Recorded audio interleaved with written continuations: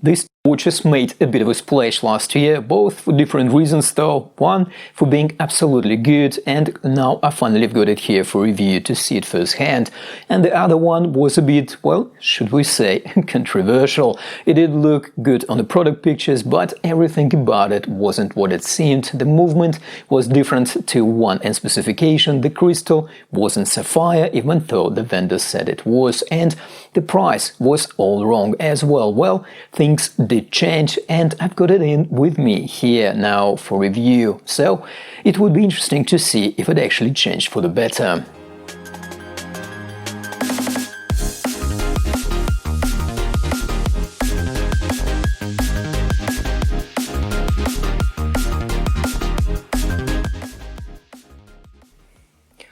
Hello and welcome to the channel. Here are both of these watches still in the boxes. It is an unboxing video after all, so let's unbox this Lige or Lige. I'll call it Lige for simplicity. So let's unbox this Lige first, and then we'll take a look at this Corgeut after that. So Lige, definitely a Rolex submariner homage. Really looks good on pictures.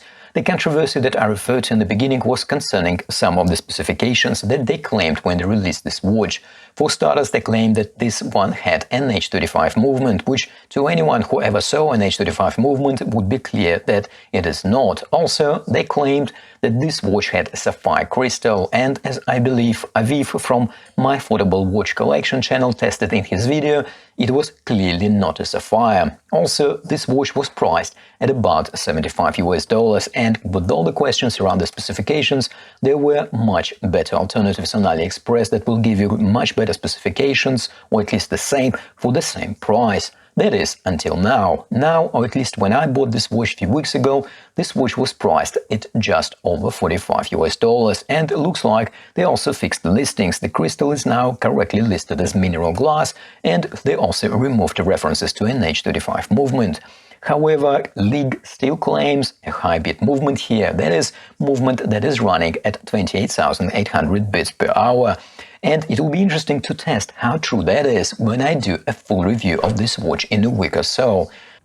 Alright, packaging. So we have a decent cardboard box here. Now Lige packed this nifty little screwdriver tool here, which is nice, and we have a paper envelope with a user manual inside and a guarantee card, which is unsigned. And also we have a small branded cloth and tag with some numbers. I think this is some kind of price tag. I guess this is some kind of Chinese rubles. Okay, let's take a look at the watch, which is nicely cushioned, and we have quality control past sticker. Okay, that looks quite promising. So let's get rid of the stickers first, and as I can see, the top of the case didn't have any protective stickers, but all seem to be in order. Right, so let's take a brief look at dimensions. So what we have here is 41 millimeters, or actually, I did check, it is just under 41mm diameter of the bezel. We've got 20mm lugs and about 13mm case height. Lug tip to lug tip is 48mm, and distance between those protruding end links is 53mm.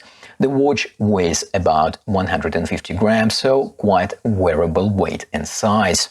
I wanted old green diver, also known as Hulk, and I must say I'm quite happy with the color scheme. The dial and the bezel colors match nicely, and I like the sunburst effect on the dial as well.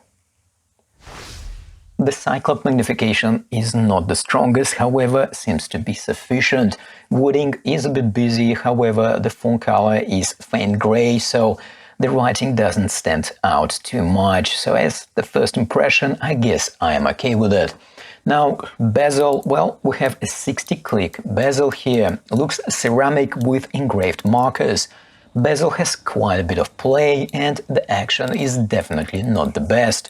So I will need to see how it plays out when I do a full review. On a positive note though, well, at least on my watch, the bezel seemed to align, which is good.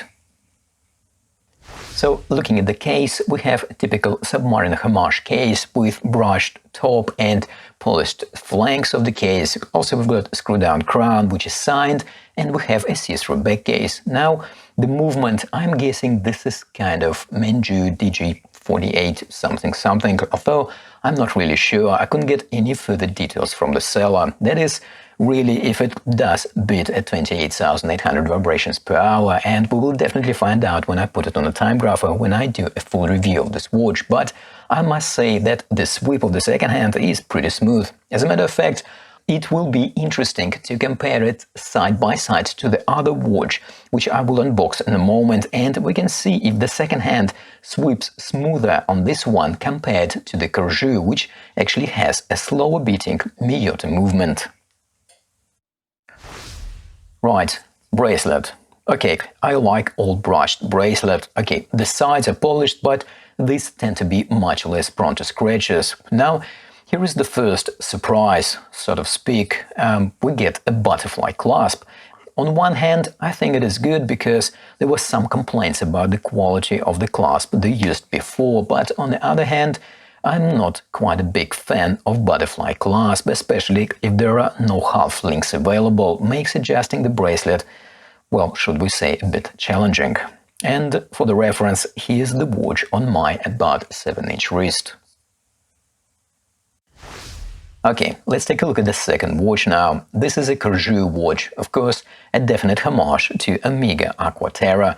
It comes in a number of colorways and with two different movement options. I opted for a bit more expensive one with Miyota movement, and it cost me $91. Packaging, well, not much to see here. A box, bubble wrap, couple of plastic packets, and the watch, which actually quite well wrapped. Well, no frills here whatsoever, no warranty cards or user manuals. Not that they're ever useful, or not very useful in most cases anyway. And here is the watch. First impressions, I have to say, are very good. Well, let's take a closer look. So, looks like we have very similar wrapping as on the previous watch. However, the head of the watch was wrapped quite nicely this time. Now, we've got 41mm diameter, we've got 20mm lugs. The height of the watch is just under 12mm. Lug to lug distance is about 48mm, and on a fully supplied bracelet, this watch weighs 155 grams. Again, the same as the previous watch that we just looked at. This one has quite a wearable size and weight. I like the colorway and the combination of the colors and the overall dial. Okay, no praises here for originality to Corgeut, however, the execution seems to be pretty good. Look at that long second hand stretching all the way to the edge of the dial. In terms of the writing on the dial, well, it all looks okay, however, I doubt very much that we have a chronometer here, which normally means a Swiss chronometer certified movement, which of course Miyota is not. Right, case is well done, I must say. Nicely brushed sides and polished top of the case, and we also have a well-proportioned crown. Looking at the back of the case, a polished screw-on see-through case back, and we can see the Miyota movement through the exhibition window. Bracelet. We have inverted solid end links here, which is good. Inverted end links definitely make this watch more wearable for the slimmer wrist sizes. Then we have quite a chunky solid links with polished middle and brushed outer sides, and again polished on the sides of the links. We've got push pins here, not screws, which is okay. Moving on to the clasp, we also get a butterfly clasp, the same as on a watch that we just unboxed, a Lige watch. However, in this case, Corgeut supplied us with half links, so making it easier to adjust it on various wrist sizes. So here this watch is adjusted to my 7-inch wrist. Now, as I promised, let's compare the two side by side.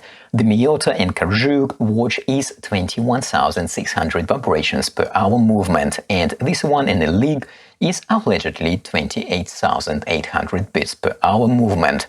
Now, if we look at them side by side, can you say that this Lige is sweeping smoother than the Corgeut?